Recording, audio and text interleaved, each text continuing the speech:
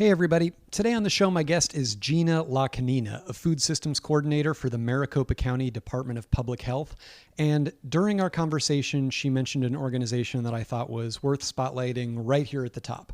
It's called Spaces of Opportunity, and it's a farm incubator program in Phoenix, where I'm from. According to their website, their mission is to enable all South Phoenix families to have affordable access to healthy food, active living, and healthy roots of their cultures. Spaces is engineering a comprehensive neighborhood-level food system where gardeners, farmers, and farm workers are celebrated as artisans. Spaces is transforming a food desert to a food oasis through the coordination of a 10-acre incubator farm, family gardens, and an on-site farmers market. I think all that sounds amazing, and this podcast will be making a donation to Spaces of Opportunity, and I hope you'll consider doing the same. You can learn more about them and donate. I'll put a link in this episode's description, or you can go to dbg.org/community/spaces-of-opportunity. That's DBG as in Desert Botanical Garden, site of many a childhood field trip. At the bottom of the page, there's a link that says, if you are interested in supporting Spaces of Opportunity, please click here. You can click there and specify your donation is for Spaces of Opportunity. Thanks, and here's the rest of the show.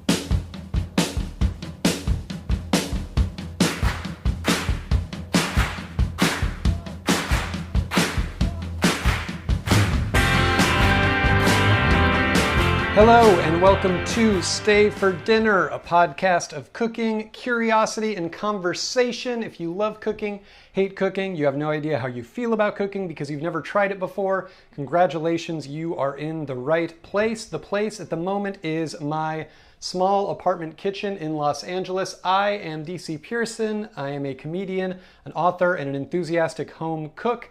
And today I will be chatting remotely with Gina Lacagnina. Gina is a food systems coordinator for the Maricopa County Department of Public Health. Maricopa County is where I am from. I'm having a lot of Arizona people on recently, I think because I had Jacqueline Backus on, who is a playwright who I also went to high school with in Phoenix. And this guest today, Gina, is her sister-in-law. And she is also a super smart person doing really interesting work at the intersection of food and refugee and immigrant and otherwise communities that are underserved by the food system. I really enjoyed talking to Gina, and I learned what the food system even is. I had to start there because there's so much that I like about cooking and eating, and I think like a lot of people, there's so little that I know about the food system and what actually goes into getting all of the things that we eat and what actually goes into some of the inequities that exist as far as people getting food and getting healthy food. And this was super duper interesting to talk to her. I really enjoyed it. I think you will enjoy my conversation with her. I know I did. And I think I will also enjoy, before we settle into that conversation, making cauliflower cashew pea and coconut curry from New York Times Cooking, a recipe that is taken, I guess, originally from Meera Sodha's cookbook Made in India. And I have really enjoyed making cauliflower and pea related curries in the past. It's such a great light flavor combination, and I'm really looking forward to it. And one of the things that was crying out to me, I was thinking about making another actually cashew and pea related vegan dish, and it turned out this one uses more of the stuff that we actually had. So I said, let's do it. Let's go with this one instead. It sounds spicy and delicious, and it seems like it should come together fairly fast. The recipe, the ingredient list is somewhat long, but I think it should be fairly simple once we get into it. So let's do exactly that. Quick check of my ingredients. I am making half of what the recipe calls for in my case. So it's a 4-serving recipe. I'm going to be making 2 servings. So all of these ingredient amounts that I'm about to list off are half of what you'll find in the actual 4-serving recipe, but I'm going to be using about a 1/2 inch piece of fresh ginger, some garlic cloves, calls for 4 in the original 4-serving recipe. That's how many I'm still going to use. 1 green chili that we will roughly chop here in a second. Again, I'm not going to have that amount. I'm going to be using the original 4-serving recipe amount for the chili and the garlic because we like that spice level. 1 large onion, 1/2 tablespoon of tomato paste. Got my tomato paste in a handy dandy tube. 3/4 teaspoon ground coriander. And then, let's see, the original recipe calls for 1¼ teaspoons of ground cumin. So, you know, half of that is what I'll be using. 1/4 teaspoon of chili powder. 1/2 a large head of cauliflower. Actually in this case, sorry, I'm doing these conversions on the fly. 1/2 of a can of unsweetened coconut milk, so like 8 ounces of coconut milk, 2 ounces of unsalted cashews, 1/4 cup of frozen peas. I have fresh peas, not in a pod or anything like that, just regular English peas, I think is what they are. Correct, shelled English peas. 1/4 teaspoon of garam masala, 1/2 a small bunch of cilantro, a lemon wedge, and then some basmati rice that I am making on the side here. Already in progress as we speak. En medias res, as they say in the Greek tragedy business. At least that's what I learned in college. In the middle of things. It's when things start in the middle of things, and I guess that's what we're doing because we're already making the basmati rice. So first things first, I am going to chop up my aromatics, my ginger, my garlic, and my green chili. And then it gives you the option of either putting them in a mortar and pestle with a pinch of salt and grinding them into a paste, or finely chopping them at the same time together on your cutting board, putting a pinch of salt on there and then mashing it into a coarse paste. We actually have a mortar and pestle, so I will be using it. And before I do any of that, I'm just going to chop up my green chili finely, my garlic finely, and my ginger finely. Guess it doesn't specify to finely chop them, but I'm going to try to chop them decently finely just because I feel like that'll make it easier to grind up. All right, have the jalapeno all chopped up, the garlic all chopped up. Now just going to complete the cycle by chopping up this ginger and kick that off by doing my little trick that I always love, which is peeling the ginger with a spoon. All right, got the ginger all peeled and chopped up. Getting a nice subtle tricolor effect from the chopped garlic, the chopped ginger, and the chopped jalapeno. And then putting them each in this mortar and pestle. Ultimately, I'm going to use, our mortar and pestle is kind of small, so I might end up using only a little bit of the jalapeno because that yielded the most of the 3. Using the least of it to begin with, and then I'll probably add more as it gets kind of worked down into a paste. So sprinkling those with salt that I think in part is to release liquid, and then also I think in part to be kind of a, I don't know, like a, I don't know, I'm sure there's a proper word for it, but like a grinding agent or just something textural to kind of help them break down. I think that's how that works.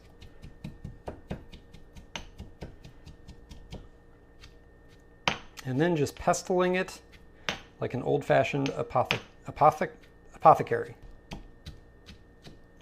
It's really fragrant already. It smells very spicy. Adding a little more salt. And then further mortar and pestling. So far, I think just because there's so much for how big the mortar and pestle actually is, I think it's kind of just getting more bruised than it is really breaking down into a paste, but maybe things will change if I keep going. In fact, yeah, you know what I'm going to do? I'm going to take some of this out of here for right now. I think it'll be easier to break down if there's less in terms of volume, and then I'll add more in a second. All right, so reducing the amount in the actual mortar and pestle itself that I'm just trying to say as much as possible. That actually seemed to work. Things started to break down into kind of more of a, more liquid started to get released. started to be in more of a uniform place. I'd say the garlic and the ginger in particular have really gotten blended in. It's more the jalapeno that's kind of taking more time, which is weird. You'd think it would be more like the ginger or garlic because they're more fibrous. So I don't know what accounts for that, but either way, got a lot easier once I started going a little bit at a time and adding more as needed. Again, this mortar and pestle is like the size of like a small like coffee cup or something. It's not one of those really big, cool ones that you see. And it's green, kind of that green like marble, sort of a color I associate with like visiting my parents at one of their offices growing up, and you would see sort of like, oh, employee of this department won this award. It's kind of like sort of, it's the, I guess, a type of green marble we will call 90s corporate trophy. All right, decently pasty. Join the club. Next up, gonna chop my one large onion. In my case, I actually have more like two small onions, including one that is, it's a theme in quarantine, kind of sprouting a little bit, which is kind of cool. And I think the fact that it was sprouting was starting to drain some of the moisture from inside, so it was, I think, losing some volume. Hence why it's smaller and why I'll be using another one in addition. And this I am explicitly instructed to chop finely. So I'm going to dice it as finely as possible to begin with, and then the resultant little cubes I'll be going over with my knife quite a few times. And these sort of sprouted parts on top I did remove. And here come the waterworks. All right, got the onion diced up, and then before I do anything else, I am going to get out a little bowl and mix up pretty much all of the spices, with the exception of the garam masala, are going to be going in at the same time with the tomato paste. So I'm going to go ahead and measure those out right now, put them in a little bowl, because we'll be adding those to the onions after they get cooked. So into the bowl is going half a tablespoon of tomato paste, a little less than a teaspoon of ground coriander. Ooh, that's about a wrap on our coriander. Got to put that on the shopping list. And then like 3/4 of a teaspoon of ground cumin. Oh, and chili powder as well. 1/4 teaspoon of chili powder. Ooh, I just remembered we're also going to add in some salt. A little less than, about like 2/3 of a teaspoon. Not being hyper exact here. And then my final prep steps that I'm about to do are to cut my half a large head of cauliflower into bite-size florets, or break it into florets, as the case may be. A lot of fun T sounds in this episode. All right, I think that's it for our prep steps.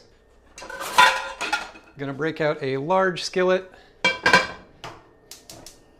heat about 1.5 tablespoons of canola oil up in it over medium heat, and then we get to do one of the most soothing actions in cooking, kind of the reason to get into cooking in the first place. Saute some onions in a pan until golden.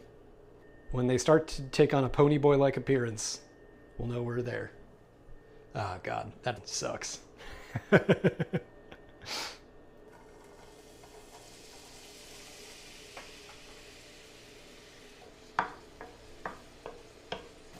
And we're really going to want to pay attention to these, keep these moving.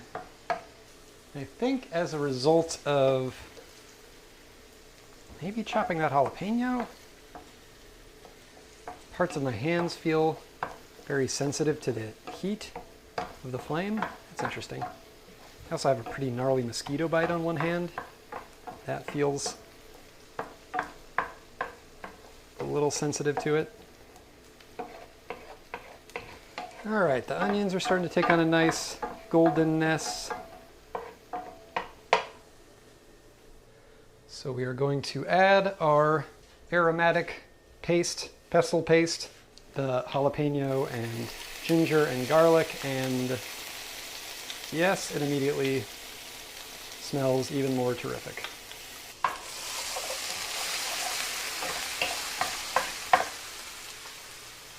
So adding that, I'm going to turn the heat down a little bit. Starting to see some brown spots. Still some little discrete non-pasty bits of jalapeno, but that's okay. Ooh, it smells good. There's just such a, I don't know how to describe it, that pepperiness of jalapeno, like, not like pepper like the spice, but like pepper like the plant. Vegetal. Smells really good. And she's calling for us to cook until fragrant. I mean, it is already fragrant. She says like 3 or 4 minutes, which makes me think it wants to be cooked down a little more.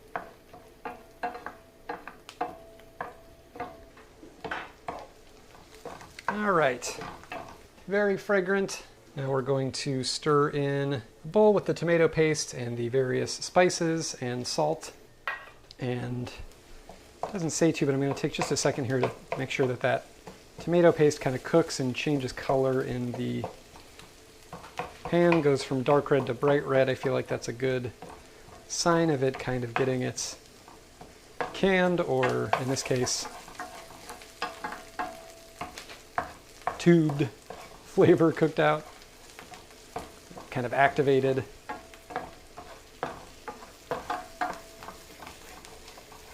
And then I'm going to add in the coconut milk and the cauliflower. And throw a lid on it and cook it for about 10 minutes. Do the cauliflower first and just kind of give it one little run around the pan. I don't want to take too long because this pan is kind of crying out for liquid. I don't want anything to get too stuck to it. But just scraping stuff up and getting that cauliflower incorporated. And then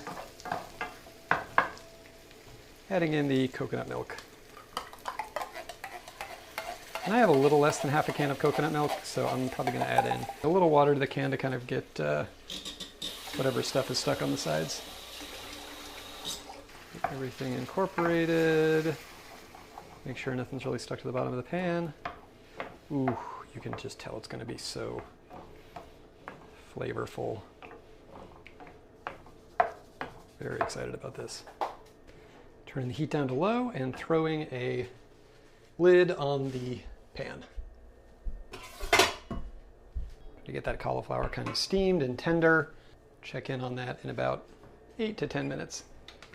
And then I have a little bit of a decision to make.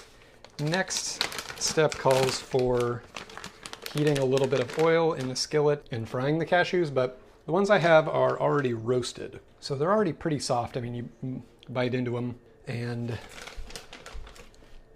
they're not crazy raw tasting or anything. Here's what I'll do. I'm going to try a small batch, and if they get too soft, then I will refrain from frying the rest of them.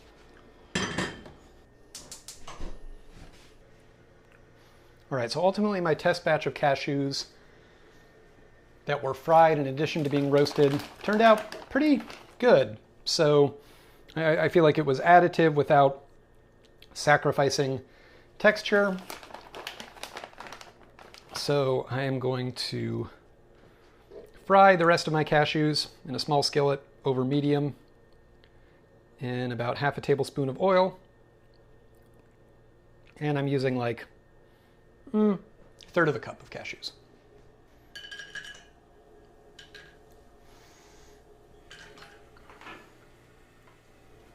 Oh wow, so my oil had gotten quite hot, it looks like.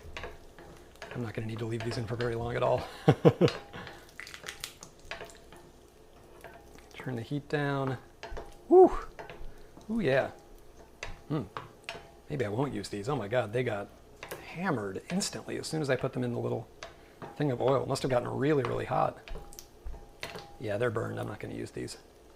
Okay, well, we'll see if I have time to do another batch without inhibiting my flow. I will do that, and if not, I'll just go ahead and use the roasted ones. Guess the lesson there, don't let your cashew oil get insanely hot. Ooh.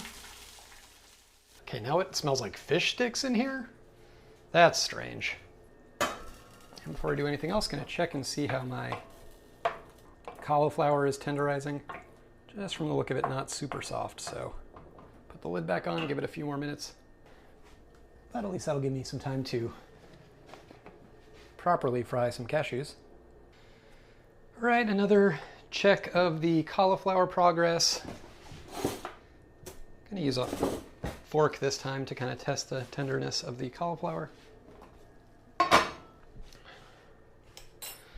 All right, I'm gonna call that good. They're not exactly where I want them to be, but have a few more steps still to go, so I think they will probably get to the desired level of tenderness by the time all of that is complete. And by all of that, I mean adding my peas and my garam masala and cooking for about 5 minutes. It's interesting, I don't know what accounts for it, but garam masala, the spice blend, most times I've ever seen it called for in recipes, it's something that you stir in at the very end, and I don't know why that is. I need to look into that. Ooh, it smells so good. And I'm going to add a little more of the, I know this will sound really appealing, watery dregs from my coconut milk can. In the original recipe it called for frozen peas. I'm using fresh.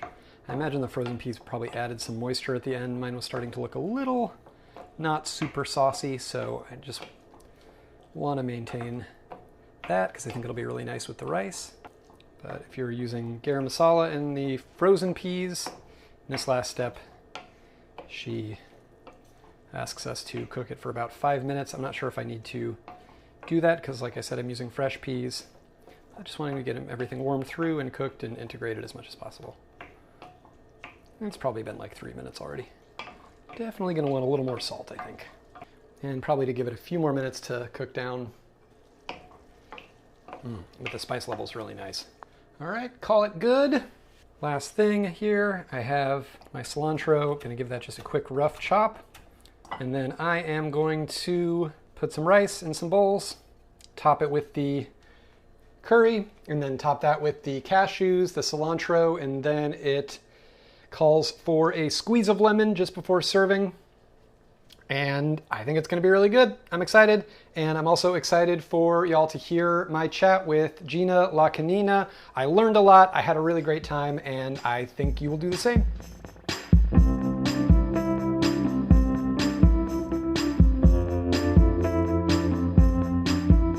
Gina Lacagnina, thank you so much for joining me. If this were a normal episode of this podcast, I would be placing a plate of food in front of you, hopefully a good plate of food. But since this is not the normal version of this podcast, I cannot do that. So all I can do is hope that whatever you ate last was delicious and satisfying. Yeah, it was pretty good. Had some avocado toast, so, you know. Nice. Yeah, it just gave me a little energy so I could be ready for this. But I think I will be cooking a little bit more tonight, so I'm more excited about what I have going on for dinner. Nice. What are you making? So, I don't have it all planned out, but one of my very good friends, she actually works at a local farm here in Arizona, and they have a farm here, but they also farm up in California and Oregon. So she's been away for the summer, but just came back this week, and she actually brought me back a bunch of vegetables, which was super kind of her.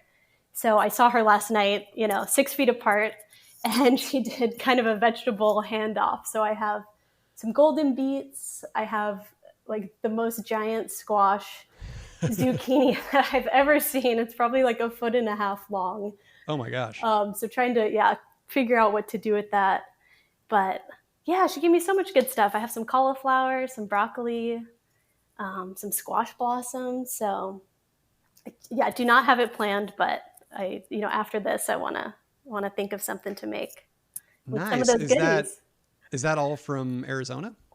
So some of it is. So she works at a farm the broccoli and cauliflower and the beets she brought back from their farm in California. It's in Cuyama. But her partner, another good friend of mine, his family actually also has a farm on the west side. And so the ginormous squash is from his family's farm, which is in West Phoenix. It's called Evercrisp Vegetables.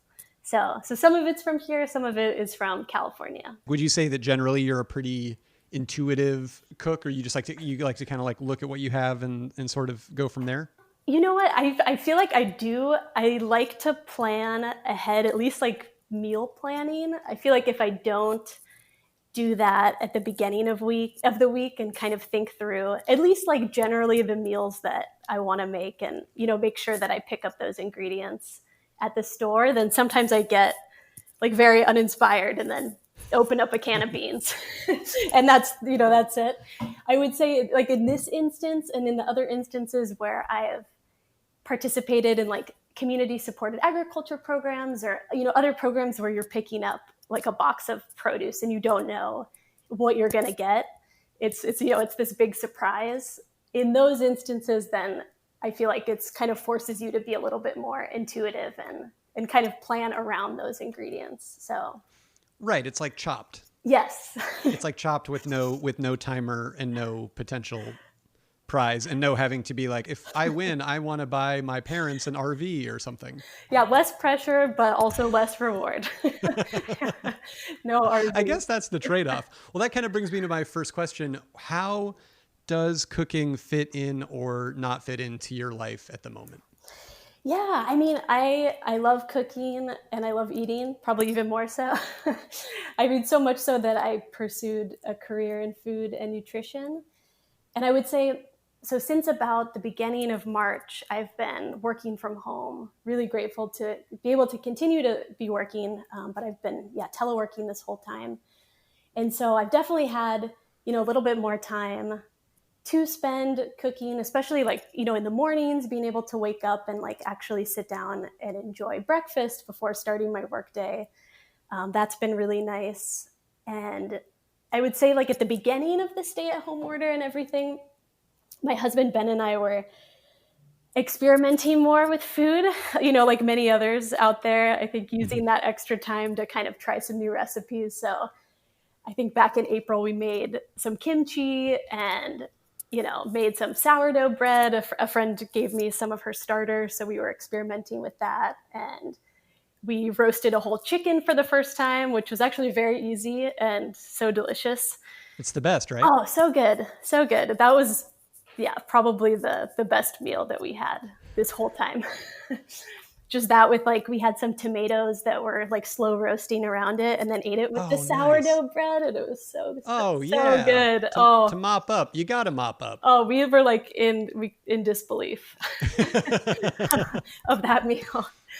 But yeah, I think these vegetables have renewed my inspiration, but definitely feeling like a little bit less inspired just as, time has gone on and some of the novelties worn off and there's just, not really an end in sight to all of this. So yeah, that makes sense. I know what you mean. We've encountered something similar here where we've always liked to cook and we always cook a decent amount of our meals. Even before this, we don't really order out a ton. And we definitely were doing it more then than we have been now, but sure. I think we kind of reached a point a couple of weeks ago where it was just sort of like, oh yeah, we literally, when you're cooking every meal at home and we also don't have a dishwasher, just like the amount of dishes that you generate in a day. So you know what I'm saying. So like you just, when you're eating, like you're not doing a whole lot of like grab and go breakfasts or I'll just like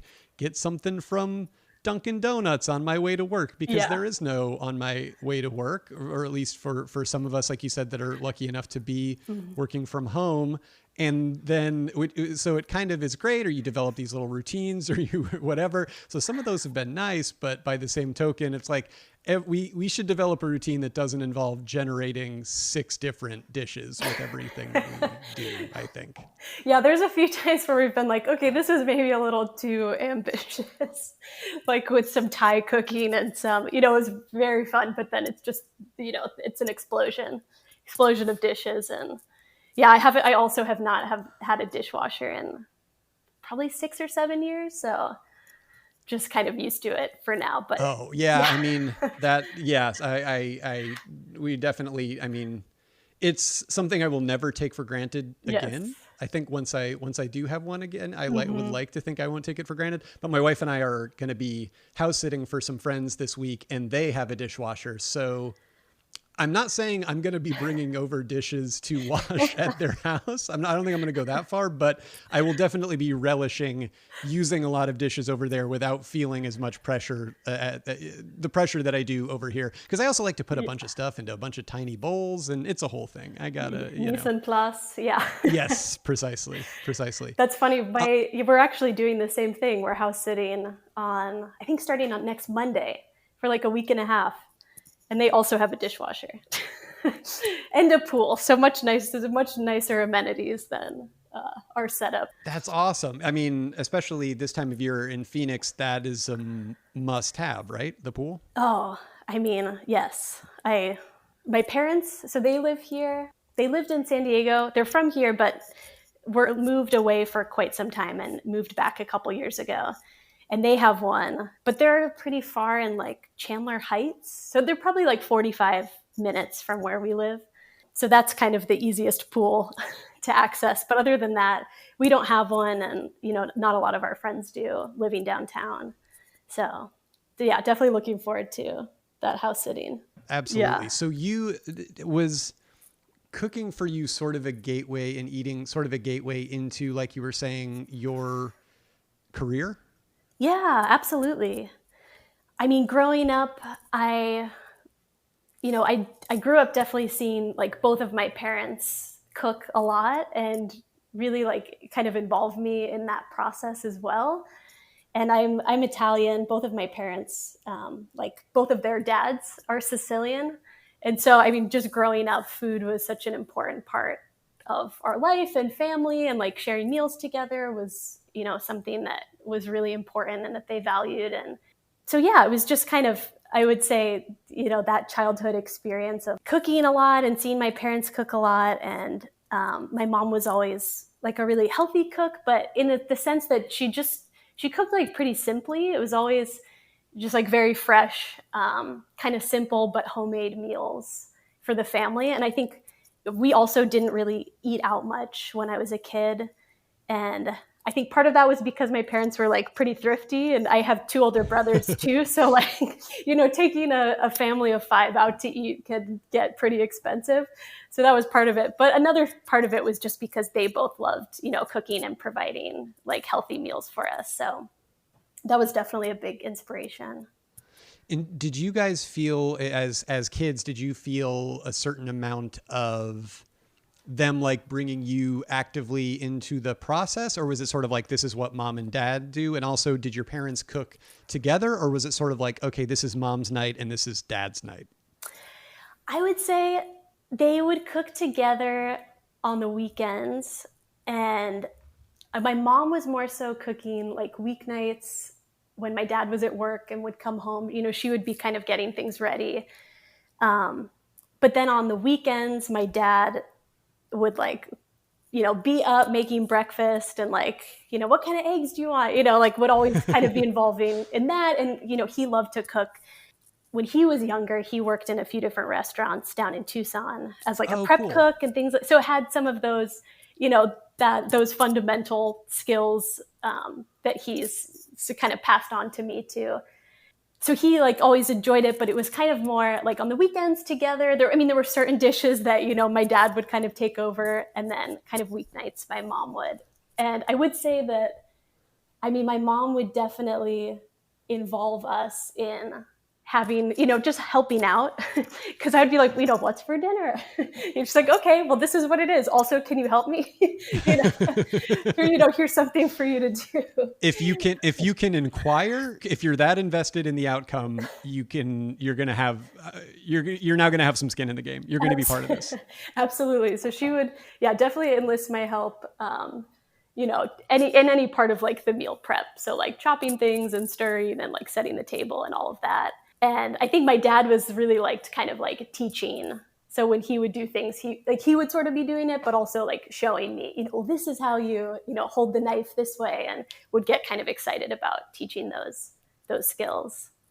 He's imparting the prep cook skill set. Yes, absolutely. And would he do that dad thing where he like compares everything since then to that job that he had that one time where he's like, well, when I was a prep cook, and then you're like, I'm trying to tell you about a problem that I'm having in high school or something. It's not a one-to-one comparison. Well, when I went, I started work at the age of 14. Yeah. Yeah, for sure. And so then you have since gone on to become let me see if I have this right, a food systems coordinator at the Maricopa County Department of Public Health. Is that accurate? That is correct. So what does that entail, and how did you end up in that position? Yeah, my background is actually in nutrition. I'm also a registered dietitian. That was kind of like what I went to school for initially. And I think, like I said, like sort of what brought me to that was like a passion for food and just wanting to pursue a career helping others, and kind of the blending of those two. But when I was going to school, I had the chance to take a sustainable food systems course. And that really like opened up my eyes to the influence that food policy has in really determining like how we farm and what we eat, and a lot of the disparities that exist in our food environments. And so I think, up to that point, a lot of my education had been kind of focused on like individual behavior change. And this really sort of like widened the scope of the work and made me want to like keep learning and do something about it. And so when I finished school, I worked for like a short time there was a local food hub that is no longer in Phoenix, but it was called Chow Locally. And it was actually run by the professor who taught that class. So I kind of stayed connected and was trying to figure out how I could like assist with some of his research and get involved in some of the projects that he was working on. But that was kind of like a multi-farm CSA, or community supported agriculture program. So we like aggregated produce from different local growers and then distributed it out to a lot of different pickup sites. Shortly after that was like a very part-time. I was like, okay, this is great. But also I was like doing recipes and, working at the farmer's market where people would pick up their boxes and things like that. I was also actively looking for a full-time job. A little bit after, there was an opening at Maricopa County Department of Public Health, and they had a food systems team, which is kind of, it isn't like I feel like it's becoming a lot more common. But it was relatively, I think for the grant that I work under, it was kind of like relatively new at the time, sort of that shift in their work.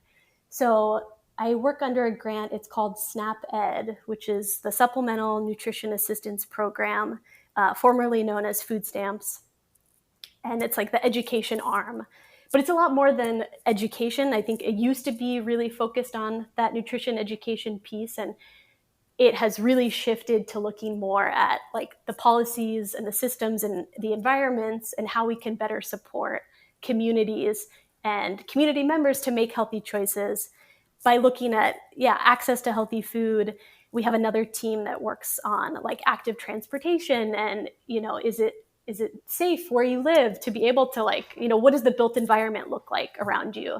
And then another team that works more in like the school setting. So looking at school food environments and like school food purchasing. The team, sorry, that's a lot of information. But no, it's all, no, please. Okay, yeah. I guess the team that I work on is our food systems team. And I guess it's a lot of different programs and initiatives around trying to like build relationships with community partners, finding out like what great things are already happening, what things would you like to improve, and like how can we support you in that, essentially, while also trying to support our food system. So one of the projects, for example, that I help coordinate is our Healthy Retail Initiative. So we do this in partnership with the International Rescue Committee, and they're a refugee resettlement agency. They're a global agency, but they have an office in Phoenix. And so we work with some small like neighborhood stores. They're all run by either refugees or immigrants in areas where there really isn't, access to a full service grocery store. And we work with them to try to connect them with local growers, a lot of whom are growing as part of a farming program that the IRC has. It's called their New Roots program. So they provide like land and seeds and tools to a lot of their recently resettled refugees who are interested in either farming, for their families, or maybe they came from a farming background and they want to pursue that here and try to bring that to market. So the IRC kind of helps them in that endeavor. And one of the ways is connecting them with these stores, because a lot of times they're growing smaller amounts. And so they might not be able to access some, big market, but a smaller like corner store who is looking to source, a smaller amount of produce. It makes sense. It's a kind of a good connection. And they're also growing kind of unique items and things that a lot of these store owners and the customers of their stores are searching for and really can't find elsewhere. So like one of the stores that we work with, the owners are originally from Bhutan, but a lot of their customers, they're primarily Burmese and Nepali and Ethiopian. And so they source a lot of like really interesting and different varieties of like leafy greens and just different produce varieties that a lot of the New Roots growers are actually growing and will grow kind of specifically for the stores. So that's like one element of that. But we also try to connect them with programs that help make that food more affordable for customers, because a lot of times it's more affordable for customers, but also, economically viable for the store owners, because sometimes, you have to charge a higher price for some of those items because they're grown at a smaller scale and they might be organic. And so there's a few different programs that we have in Phoenix and in the state of Arizona to support making those items more affordable. So the IRC has one that's called the Fresh Fund program, but we also have a program statewide called the Double Up Food Bucks program. And how it works is that I love it. It sounds like a lottery thing. I know. It sounds like a scratch off in a great way. That's so, I think they get tokens at least in the farmers market settings. But that would be another way of administering it for sure. But yeah, so how that works is that customers who are paying with their SNAP or EBT card, like I mentioned before, that was like used to be known as food stamps. When they're paying with their SNAP card, every dollar that they spend, they get another dollar for free that they can use on fresh fruits and vegetables. And so it's really great. The Fresh Fund program, it's up to $10 a day. So you can basically you're spending $10 and then you're bringing home $20 worth of food. But the Double Up Food Bucks, they have a lot. Their program is much larger. They operate in almost all of the farmers markets throughout Arizona. And they were able to advocate at the state level to get some funding set aside for that, in addition to like some federal funding. And it's grown quite a bit in the past few years. And it's been really successful. And so theirs is actually up to $20. So you can, you spend $20, you get a $20 match. And right now, just because of everything going on with COVID-19 and, all of increasing resources needed for food and for accessing food, it's actually unlimited.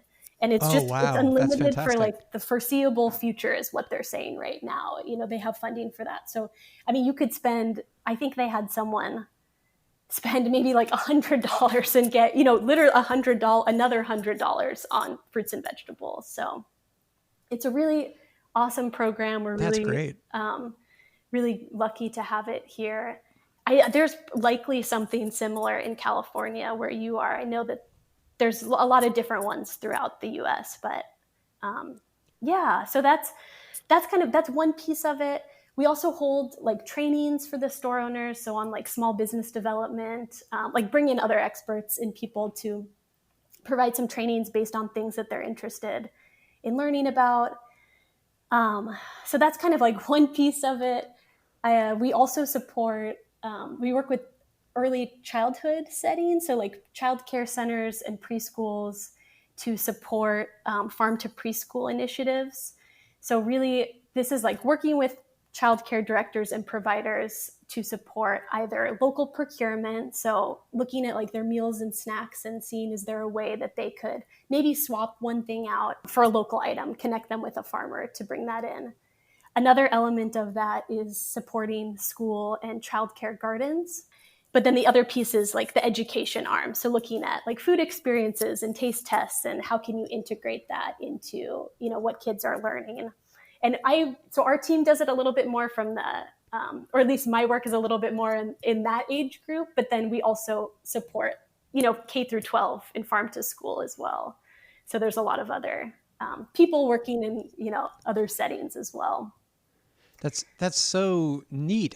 I don't know. It's very heartening to think that all that is going on and is obviously so critically important because I don't know. I mean, just from my own experience, it sort of seems like, okay, farmers markets are great. And it's great that there are so many now increasingly cropping up around the country. But you also think of the sort of cliche, and I lump myself in this, is like, bearded white guy with a New Yorker bag going around where it's like, I love farmers markets, but I'm also somebody that has a lot of food options where I live and has an amount of flexibility in terms of like, oh, if I want organic produce, I can spend the extra whatever. And that's fine. And that's within my budget, but almost like the people who are the most in need and the most underserved often don't have those options. That's not available to them when they're perhaps the people who need it the most. And so that's really neat to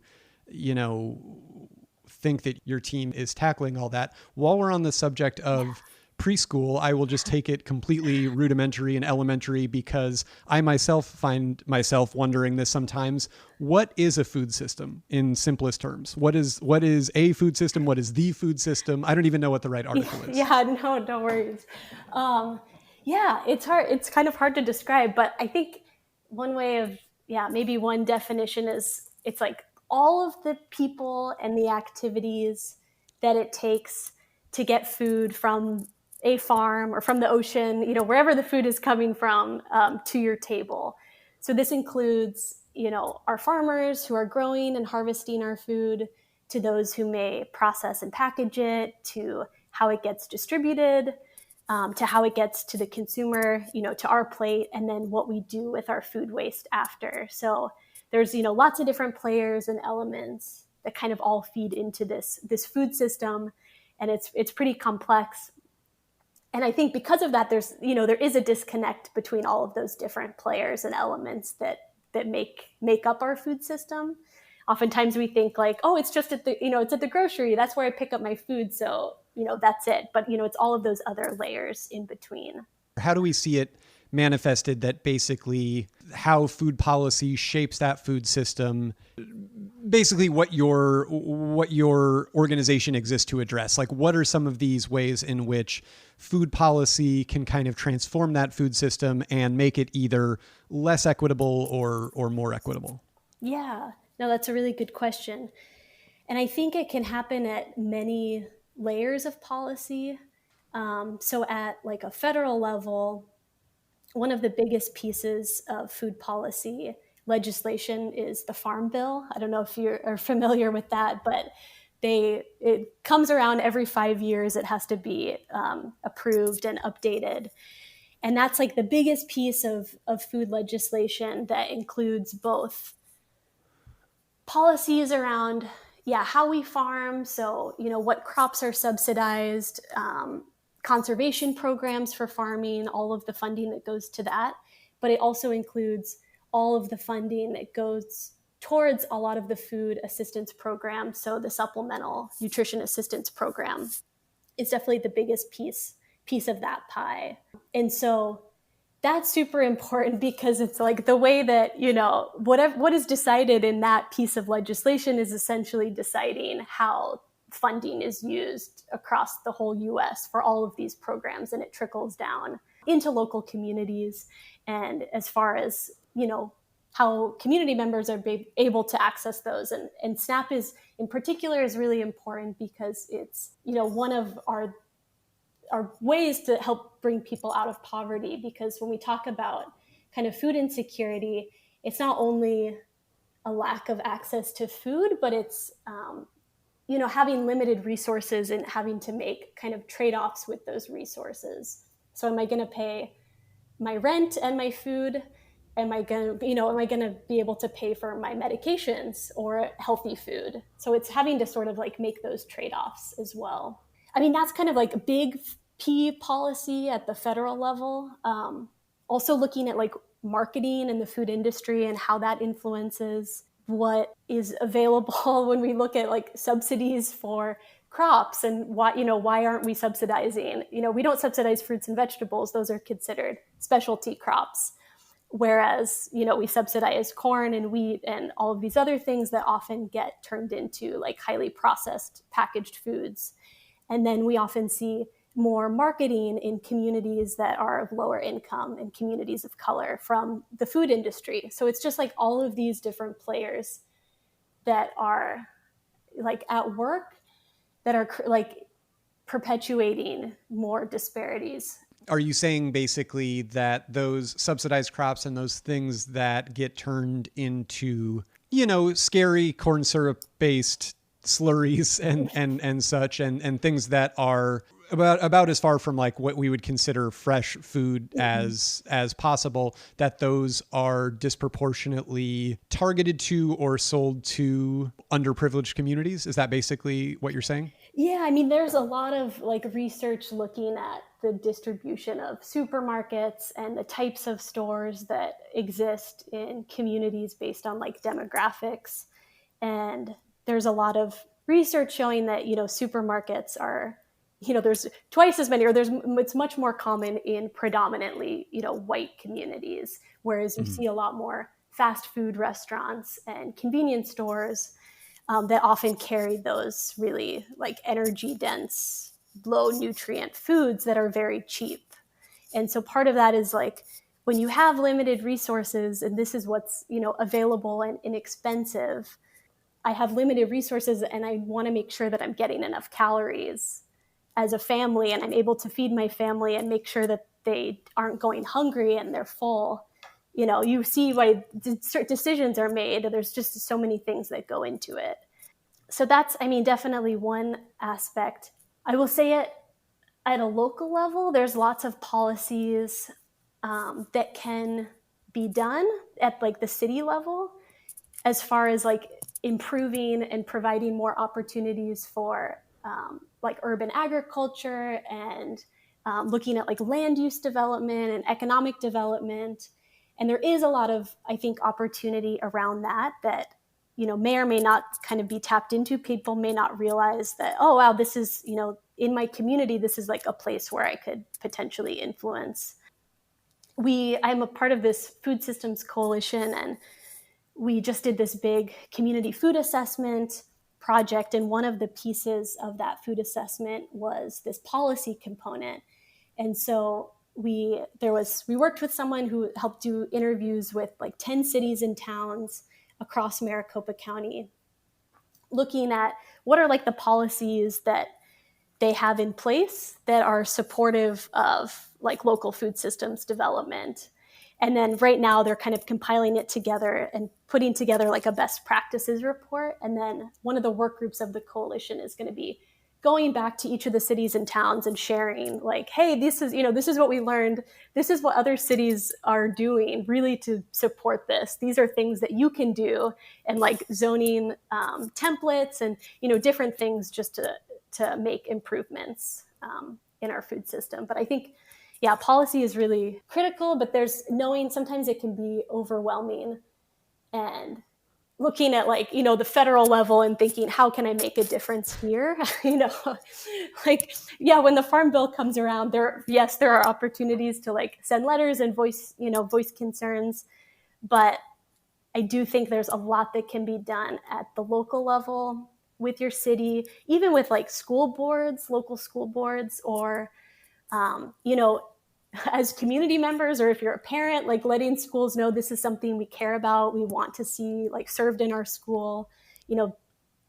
People will listen. I mean, that's what advocacy can do really amazing things. So who ultimately decides, I just found myself realizing I don't really know this, who ultimately decides what goes into a given school lunch? Because I think I am eating school lunches growing up of various kinds and various health levels or not so much. Some of the 90s school lunches that I ate growing up, I think truly will make, like, if I get the chance to tell my own kids about them, I think they will just be like, how are you alive? And how did you make those choices? But, and also how were those choices made for you? I guess is my question. How does that actually, who shapes that from the top on down to a given local school? Yeah, so usually each school district will have a food service director, and that's kind of like the individual in charge of, making those decisions.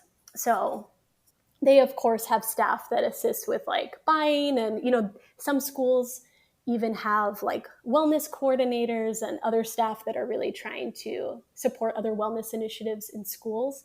But definitely it's the food service director that is like ultimately in charge of that. So that is, I think it makes such a big difference just depending on each district, like who is in that role and what they are like committed to and willing to do, because, definitely sourcing local could be more challenging, but I Sure. think that the people, we've seen examples of it here in Maricopa County. It's like those food service directors that are, care enough and value it and are willing to kind of take on that maybe extra work. And is it fair to say that having a contract with a school or a relationship with a school or a school district where, as a grower, where you're potentially, being used as a source of ingredients for school lunches, that would be potentially very important to you? I guess the thing that makes me think of it is right now, obviously, we're seeing a lot of conversations around these contracts that schools have with police departments. And I'd never realized, but now it sort of makes complete sense to me with how much policing there is in schools, that financially these school contracts are huge boons to these police departments. A lot of money that could be going towards other stuff. I guess what I'm saying is, if I'm a farmer or a grower or a food supplier, are school lunches potentially a big part of my pie? So I would say currently there aren't a ton of districts that are spending a lot of money on that. However, it is an incredible opportunity, and there's a lot of local growers. There's actually a cooperative that my teammate helps run. It's called Sun Produce Cooperative. And it's a cooperative of small and mid-sized growers. And their thinking behind that was, any one of us alone might not be able to fulfill one of those contracts. When you think of like a school district of varying sizes, I mean, some are huge, have just so many schools. So even to be able to like supply enough carrots for all of the salad bars and all of the school districts might not, be realistic at just looking at the size of the farms. But when a lot of these farms can come together and like plan and coordinate, and, we will all work together to like plant carrots. So this was actually a project this past spring. Oh, cool. They called it the Rainbow Carrot Adventure. That's my favorite thing since Double Up Food Bucks. Double Up Food Bucks. Which was, the funny thing is they tried to do it last fall as well. And that one was called the Cucumber Apocalypse. Oh, no. And it did not go well. I don't know what happened. I think something happened and they didn't all grow as they were planned. But so this was declared after the fact in a postmortem, the Cucumber Apocalypse. That wasn't what they were setting out to. I actually don't know. It might have been before. They might have like premeditated it. I was going to say, because Rainbow Carrot Adventure is a lot more motivating than Cucumber Apocalypse, unless you hate cucumbers. Yeah. So this was like a local food purchasing pilot that Sun Produce, there's an Arizona farm to school network, which is kind of like a statewide network of people that are trying to make this happen. There's like a lot of people who really want to see this happen that are very passionate. And it's like, okay, what can we do? Like, well, schools, like trying to get schools to care and purchase local produce. So they had some funding to be able to kind of like offset the cost and do this pilot program, which they called the Rainbow Carrot Adventure. And so like I mentioned, like maybe one small grower isn't able to supply, maybe they could work with one school in a district and be able to like consistently supply. But what they did for this was there were 4 farmers that all like collectively purchased carrot seed together, which has really never happened. I mean, some farmers are like kind of competitive, or, you know, it's like being able to kind of work together on this was definitely a great like step forward. And they all purchased seed. They all planted in preparation for being able to supply these rainbow carrots. It was to 5 different school districts. And they were going to kind of rotate the different weeks, but these 5 different school districts all got on board, and they were going to serve the carrots in the salad bars, which was super awesome. Then COVID happened, Sure. And schools closed. So it was, but the carrots were still in the ground. You know, the farmers were still, they still needed to sell the carrots. There was nowhere else to go. So it was pretty amazing. Like all of these people came together. A lot of local chefs came to help like process these carrots, because basically a lot of these schools, when they closed, they shifted, and they wanted to make sure that they were still able to offer meals to kids and to families, because a lot of families depend on school lunch and school breakfast for potentially, 2 out of 3 meals of the day. And so these schools like rapidly shifted and started providing these grab and go meals. And so basically families could come, pick up. Some of the districts were doing it, you come every day. Some were doing, come once a week, and you can pick up multiple meals. And so in trying to figure out how to incorporate all of these carrots and that whole adventure, like all of these local chefs, one of this amazing local chef from Phoenix who has been doing a lot of stuff with schools and like doing taste education in schools, and she enlisted some other like food service staff to help process these carrots and like get them in baggies and distribute them. Who's the chef? Her name's Charlene Badman. I was wondering. I think she's so cool. I follow her on Twitter. Yeah, she's a James Beard Award winner, if I'm not mistaken. You are not mistaken. That's so cool. Oh yeah, I don't know her or anything. I just think she's very cool. I don't really either. I can't wait to. Her. That's awesome. So sorry, I didn't mean to interrupt, but I was wondering. She definitely deserves a shout out. Also, just runs with like one of the best restaurants in Phoenix. F&B is. Have you been there before? I haven't. I have wanted to go ever since I've been following her. So anytime I'm back in Phoenix, I always really mean to get it together to make a pilgrimage, but I have not yet, and hope to in a post quarantine world. I would love to go next time I'm there. She makes like some of the most amazing vegetable dishes, like what she does with them, just amazing, and is like a really big supporter of local farms here.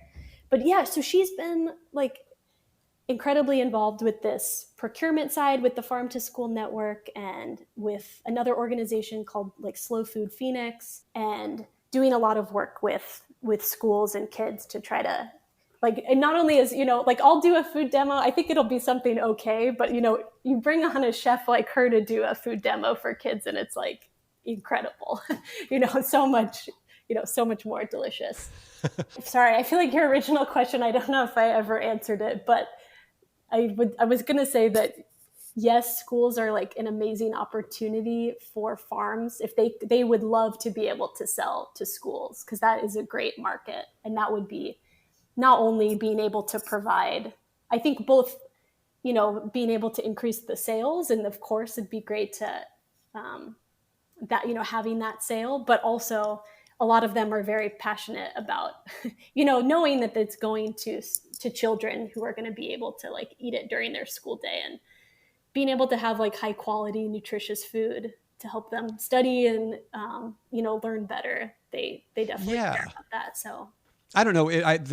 What little reading I've done about school lunch programs and how these policies get determined, you just think this should be the biggest no-brainer in the world. Like all of this stuff should be the biggest no-brainer in the world. Like give kids healthy food. You would think that would be an unpoliticizable slam dunk issue, right? But it's not.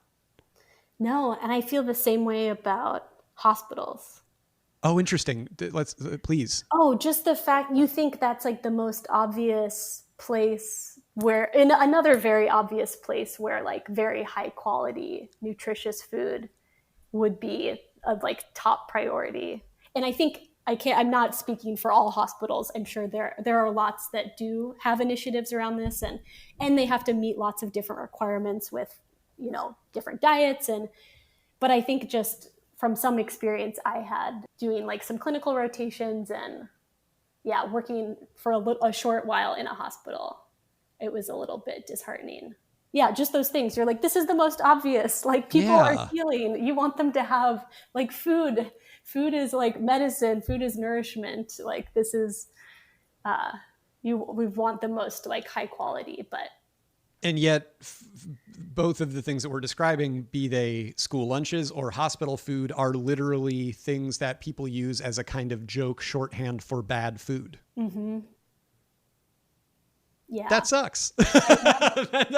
I have no larger thought on that other than, you think about, I've been on a very, very early stages of a journey really through this podcast towards learning about or thinking more about food policy and people controlling their own land and their own food and a little bit how communities of color have been systematically basically cheated out of owning land and controlling their own food sources, growing their own food. And then just how we've all collectively been pushed over the years toward more, factory farming, all that stuff. I think of those as being a lot of the big nutritional, food boogeymen of like the 2000s when we were reading all of those, what's his name? Michael Pollan books and stuff like that, where it's just sort of like, oh yeah, we should all be eating mostly plants and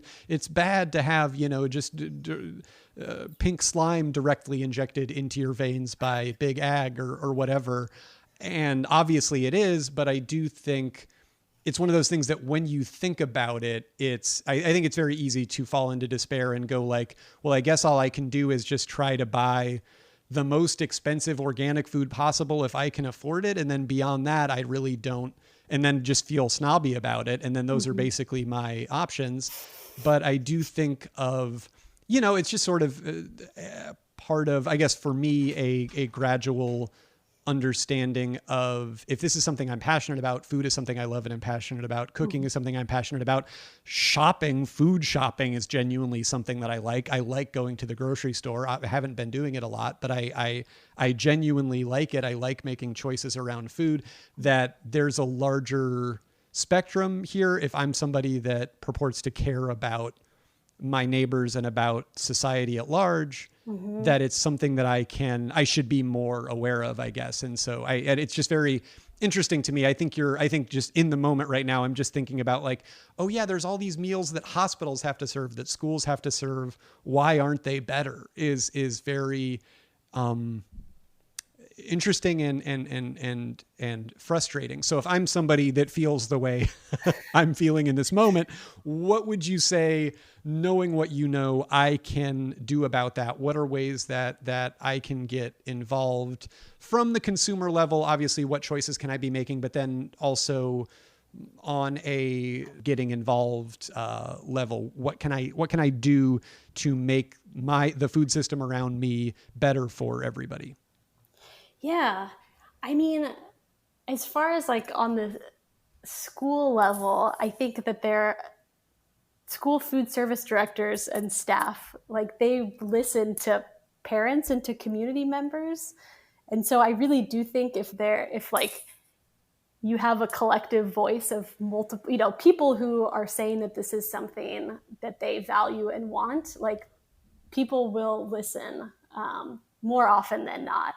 I think if the people running those programs don't think that maybe no one cares about it, it's not really a top priority. But when they hear that there's a real need and a want, I do think that there's a chance to influence. And I do think there are school districts for sure that are trying to shift that way. It's just like complicated in the purchasing and like meeting all of the other nutritional requirements that they have to. And especially like right now with the grab and go meals, like some of the schools are offering things that are just non-perishable because they are trying to reduce like contact with families. And so they're offering 5 meals out of a week at once. And if you're doing that, it's really hard, you can't provide perishable. So the quality isn't super great. So it's like kind of unique circumstances right now. But I mean, I think in general, like you said, as a consumer, I would say like as your budget allows, budgeting for buying local and finding out who your local farmers are in your community, and supporting those farmers and food businesses, especially small farms and those operated by, Black, Indigenous, and people of color, because I do think your dollars matter and make an impact in helping farms stay on the land and stay in business for sure. I know there's a lot of like smaller farms that have lost a lot of, sources of revenue during this time because with restaurants closing and other, sources of income, there has been kind of an uptick in CSA programs. So those community supported agriculture programs, a lot of them are seeing, an increase in that, but it's sort of like a trade-off. So there has been this more like awakening and people are a lot more interested and it's, a much shorter supply chain. So people are kind of more interested in that. But yeah, I would say if you're, get to know your local farmers and try to buy food from them when you can, because that's, a lot of them are struggling to stay in business. Some have multiple jobs. A lot of our farmers have, even they do this because they love it. And maybe it's something passed down in the family, but some of them have to like seek other sources of income even to be able to continue operating. At least that's how it is here. Which is so wild when ostensibly the reason we need daylight savings time as a country, I mean, Arizona has opted out of it, which has always been hilarious to me, but is like, so, because farmers have to get up so early. Is it really? You know what I mean? It's like, I just think of farming as being almost stereotypically like, that's the real hard job, working the land. And I believe that it is. So just the idea that people who are doing it are also having to have second, third jobs is frustrating. It's very frustrating. So as a consumer, basically, if I can seek out community supported agriculture in whatever form that exists right now, if I'm a parent, it's sort of voicing my desire and potentially banding together with other parents that whose kids attend the same school to say, hey, this is something we really care about. How can we be partnering with local growers to try to get our kids better food? Yeah, a lot of schools are actually required to have, I just remembered this, food policy councils, or sorry, not food policy councils. They're called local wellness policy councils, I think. I might be getting that wrong. It's something like that. There was basically like as a district, in each school, they're required to have these councils that are open to parents. So that is like a perfect place to voice, any sort of desire or interest. So that's, one way to get involved is, getting involved in that council. I would also say as a consumer or a parent, find out if there's just a food policy council, not related, it may or may not be related to the school, but in your community, and just see how you can get involved in that way. I mean, whether that be through time or donations, a lot of these councils are working to create more equitable food systems, and they might also provide advocacy opportunities if that's something that you're interested in, both at the local or state level. So that's a really good way to kind of get involved and get connected and find out what other people who are passionate and are interested and, want to see change are doing in this space already. Yeah, it's the kind of thing that as you start learning more about these things, you then go like, how can I, you have to eventually go to like, okay, how can I like do something about it if it's something that I ostensibly give a shit about rather than just like watch a documentary and nod. Sure. I think can be important. So one thing that I'm wondering about, I mean, obviously, you know, it's gotta be over 100 there today, right? Oh yeah, I'm sure. And I haven't gone outside. Let's see, and that's just normal. That's just another day in Phoenix at the beginning of July, right? Like no surprise there. It is But 104. I just checked. oh my God. I'm so not jealous. But as climate change obviously, you know, takes hold or progresses, what challenges do you foresee arising to the food system overall, and then specifically in Phoenix, where I have to imagine, you know, is going to be in Arizona and climates like that are going to be some of the first in America, at least, obviously worldwide, you know, already horrific effects of climate change are being seen, but like how in places that are already super hot and dry, how do you foresee that impacting the food system? Yeah. So, I mean, I would say in general, overall, I mean, climate change is, you know, absolutely going to affect food production. I think both in how much farmers are able to produce and in food pricing, because I think there's going to be, you know, increases in pricing. I would also say that I think like the industrialized food system is part of the problem with that too. Because when we look at, you know, like red meat and dairy, for example, account for about 50% of the greenhouse gas emissions associated with the US supply chain.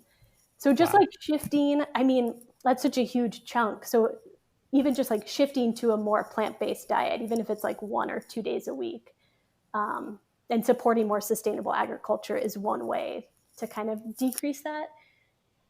I would say in Arizona, you know, you're absolutely right. We live in a desert, desert climate. It's extremely arid. And I think the biggest threat right now is just having less water available to farmers in the future. Right. And that's just due to like, you know, we've been in a continued drought. There's shrinking supplies because of climate change. And I think what's going to happen, there's going to be cuts to some users. So basically, I don't know how in detail you're interested in this, but please, by all means. But yeah, so a lot of farmers in Maricopa County, they use like a combination of 3 water sources. So one being the Colorado River water, the second being groundwater, like from aquifers below, and then the third being surface water from the SRP.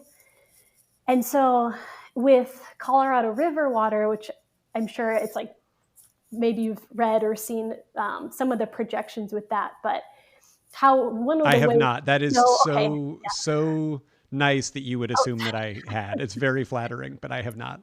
Okay. Well, no, it's like you can get real deep in the weeds of that and get real scared. But basically, I mean, if you look at Lake Mead, which is fed by the Colorado River, that's sort of what people use to project, you know, the level of water in Lake Mead, as far as that is like corresponding with water cuts. So when the level of water, it's been declining for like several decades due to drought, due to, you know, hotter weather, evaporation, all of those effects from climate change. Once that lake goes below a certain level, there's different users of that water, and there's different priority levels of whose water will be cut first. And so agriculture is actually one of the first users to have their water cut. Huh.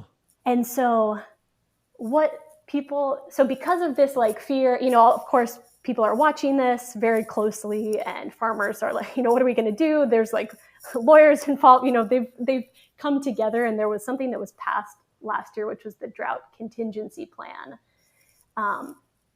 But still, I mean, when that happens, what they're predicting is that I don't think water will be cut to Maricopa County farmers. There may be some cuts to Pinal County farmers, which is like just south of where we are.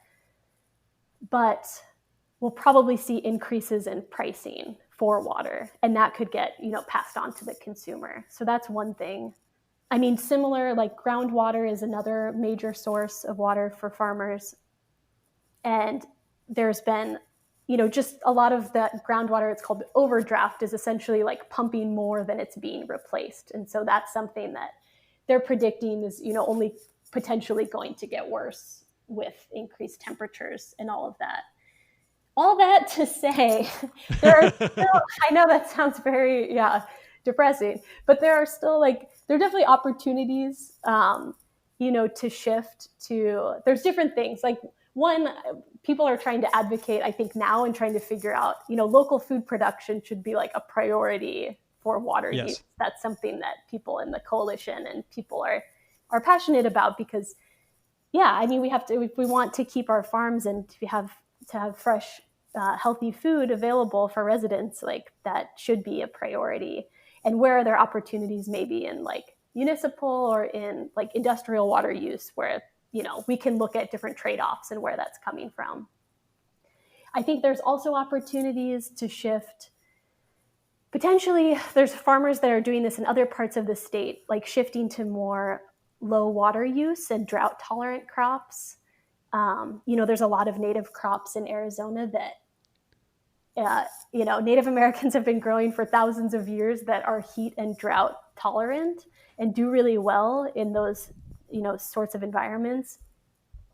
I think that being said, that's going to require kind of like a shift in, what, consumer expectations and what we eat. And it also has to be, viable for farmers. But, I think that, water is, an extremely precious resource everywhere, but especially living in a desert. And it's, all things that people are kind of keeping track of and seeing, definitely looking at projections and how that might influence.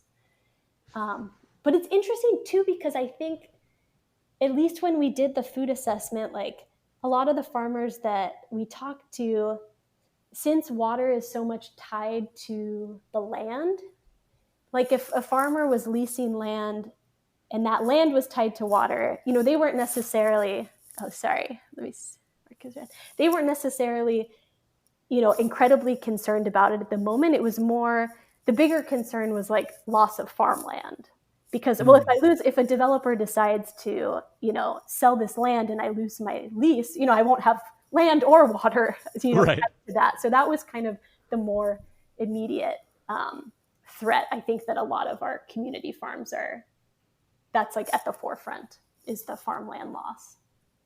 So what I know it's in progress and I don't want to spoil anything for anybody, but what do you see taking shape in that food assessment? Like what did you all sort of learn? Were there any surprises as you are looking at, okay, this is Maricopa County. This is this giant area with tons and tons of people in it. It's, I believe, growing or at least, pre-COVID. I don't know. We'll see. But I just mean like in terms of like, who knows who's moving where right now or what's even going on or how the economic impacts will shape that. But like, what do you see coming out of that? What did you learn? Were there any like surprises or things that you didn't know? Yeah. It was such a huge project. You're right. Maricopa County it's the fourth most populous and the fastest growing county, or at least like you said, it was before. We'll see if anything changes. But there was a lot of different pieces. I would say some of the big takeaways were that we worked with U of A and they did this economic contribution analysis of agriculture, looking at kind of agriculture in Maricopa County. And just how much agriculture does, how much it influences and is an important piece of our local economy here, and like providing jobs and bringing in, lots of economic development opportunities. But at the same time, our ability to grow and grow new farmers and support our existing farmers is, I would say, shrinking. Just because we have so much rapid development and growth here. And that's really been kind of the priority of a lot of policymakers. It's been more about, seeing that opportunity. That's really been the priority. It hasn't been around how can we ensure that we have a really resilient, regional food system. I will say one kind of exciting thing is that the city of Phoenix, they actually passed this past spring a food action plan. And so for the whole city, and this was like the first of its kind. There's no other cities or towns in Maricopa County that have one. But I will say, like, because they have that and it's in writing, like it was passed by the council, and they are committing to a lot of things to support our food system. So I think that gives us like more legs and something, when things are happening, it's like, wait, but you guys said you are, this farmer's losing his land, but let's look back at this plan. You all said this is like, farming is a priority for land use. And I think that there's a lot of positive developments and work that's going to happen as a result of that plan, around like making it easier for people to grow, like to have urban agriculture and access healthy food and all of those things. But yeah, that was like, I don't know, there's so many elements of it. We have on our the Food System Coalition website, it's marcofoodcoalition.org. You can click on, there's like a food assessment tab, and we have like a big summary report that we put out. There's like an executive summary, and then we have all of the individual reports from kind of each of the components. So if you're interested in like diving a little bit deeper, all of that can be found online.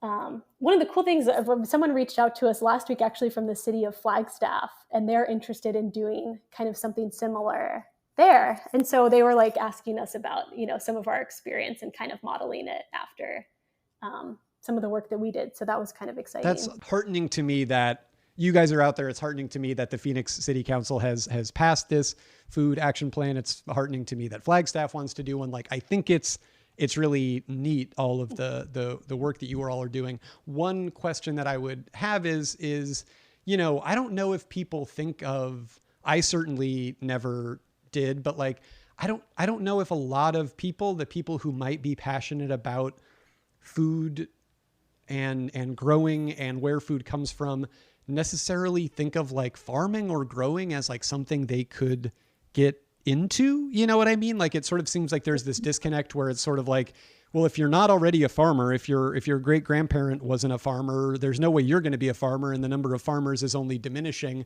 Like, is that something that if I'm somebody listening to this, or I'm just somebody out there and I'm interested in it, I'm young, I'm trying to figure out what I want to do with my life, can I go be a farmer? And if so, how do I do that? You know what I mean? Like, can I be a grower? Can I grow food and make a living at it? Like, it's something that I've never really thought about before. Like, how do people today in 2020, a young person decides I want to go, or not young person decides I want to go become a farmer. How do they do that? I think some people will do like apprenticeship programs on existing farms. And there's some, I think they're called land link programs, where people will work for an existing farm, and then that farmer will maybe help them find land. This is something that is there's a lot that's needed to, I think, invest in new growers and ranchers. And there was actually the past legislative session in Arizona earlier this year, before COVID. There was a bill that was going, like, really looking positive to get passed, that was going to set aside some funding for a farmer apprenticeship training program, which is funny that you mentioned this, because that was something that has been like identified as a need across the state. And so this was going to set aside, like, designate it like an official apprenticeship training program, and actually set aside some funds to be able to support that. The legislative session just ended. So I'm not sure with the budget how that's going to, if there will still be funding for that. But, I think if you're interested, I mean, there's definitely a lot of challenges. I would say connecting with people who are already doing it and talking with them and finding out, because they might have know of land, or maybe if you don't want to just start your own, but you want to become an apprentice or learn from them, there could be opportunities to do that. There's other people that I think I've followed, and I follow some other young people who have started farming programs, and some of them have done it starting at a much smaller scale, like maybe getting a greenhouse and starting there, and then from that point, once that is successful, then trying to work with others to get like collective land and be able to sort of expand from there. But I mean, it is for sure a challenge. Most of the people that I know that work for farms either, like you said, come from, it's their family farm. So like it's been passed down. This is the third generation farm. Or it's a much larger farm, that they have connections with, and it's on I would say like a larger scale. So yeah, I don't know. I would say talk to a farmer. Ask a farmer. Because I don't necessarily ask a farmer. And not being a farmer myself, right. I can see. But I know it's like, I'm sure, I know it's seeing all this, it's very challenging. Just trying to support our existing farmers and making sure they continue to have their land. Absolutely. I mean, I guess maybe that's in part sort of why I ask, because obviously a lot of what it seems like has to do with farm policy is about sort of like, how do we even hold on to the farmers that we have, which I think is what you're saying, and not so much about sort of like, how do people get into this? So I guess but it's just interesting to me, and it's cool. Sorry, go ahead. No, I think that's super important too. That piece of it is critical, because I mean, we have an aging farmer population too. So it's like, well, if we want to continue, like we have to grow new farmers. There has to be a way, that is very important. Yeah. So totally. But I think it's just interesting. It's just interesting. I think part of this whole process has been for myself realizing that the stereotypical farmer that I have in my head from probably like a Reagan campaign commercial in the 80s, that's a like white guy getting out of a tractor in a field in Nebraska. Like it doesn't, that is in many ways like shaped on purpose to sort of reinforce that idea of who can be involved, but that it doesn't have to, I guess, is a new one on me, and it probably shouldn't be. But I do think, I don't know. I just think it's interesting. So go ahead, please. I was just going to say, one other thing came to mind, because I was reminded that we have in South Phoenix, there's this place called Spaces of Opportunity that is a farm incubator program. So I would say if you're interested, find out if those types of spaces are available too, if you want to start at like a smaller scale, because it's a large space, but if for someone who's wanting to start maybe it's smaller, they provide, an area of that land to kind of get started. And so those sort of like farm incubator programs are another entry point. Totally. I think so much of this is just like giving somebody something to Google, like just a place to start. Where do I even start? There's so much. So complex. No, totally. But I do think that's great to know. Like you hear about sort of like startup incubators and different things. It's cool to know that there's like, there's like farm incubators, and not just the ones that have chickens in them. You know what I mean? Is very cool. So final question to wrap up, completely on the other side of the spectrum. If you could, as a home cook yourself, just snap your fingers and magically know how to make one thing perfectly that you don't already know how to make, whether it's something from your childhood that you loved, or something super fancy that you've eaten before that you would love to be able to recreate at home, or even something that you haven't eaten, you've just seen, what would that be? Oh, maybe this is just the first thing that came to mind was the drunken noodles at one of my favorite Thai restaurants in Tempe, Arizona. What's the Thai restaurant? It's called Yupas. Yufas. YUPHA''S.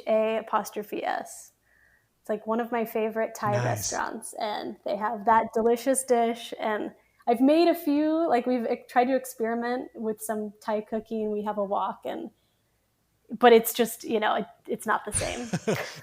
And I've definitely missed that place. What's in it? Like what features in their drunken noodles? Yeah, I mean, I think it's like what you find in a lot of them. It's like the wide noodles and some different vegetables. You can get tofu, different, whatever sort of meat option that you like. But I think just like their sauce and the way it all comes together is just very delicious. Are they doing takeout right now? Are they doing delivery? Are they active? You know what? I don't even know. I don't know. I need to check in on that. It's not like super close to where I live. So whenever I am over there, like I will find an excuse to go there for lunch. But, given how the circumstances, I haven't been over there. Oh, that sounds awesome. Oh man. Someday soon, Eufas, hold on. Yeah.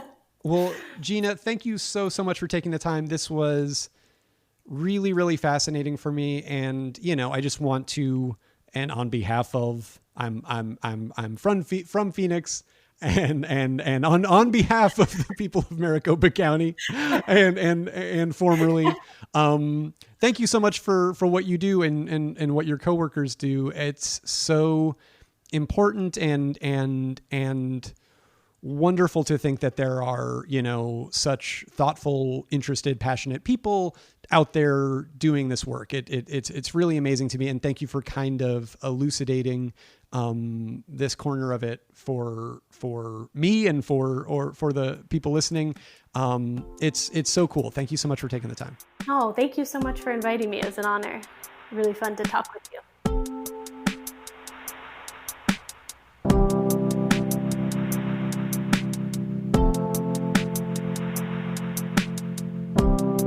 That is it. That is all for this edition of Stay for Dinner.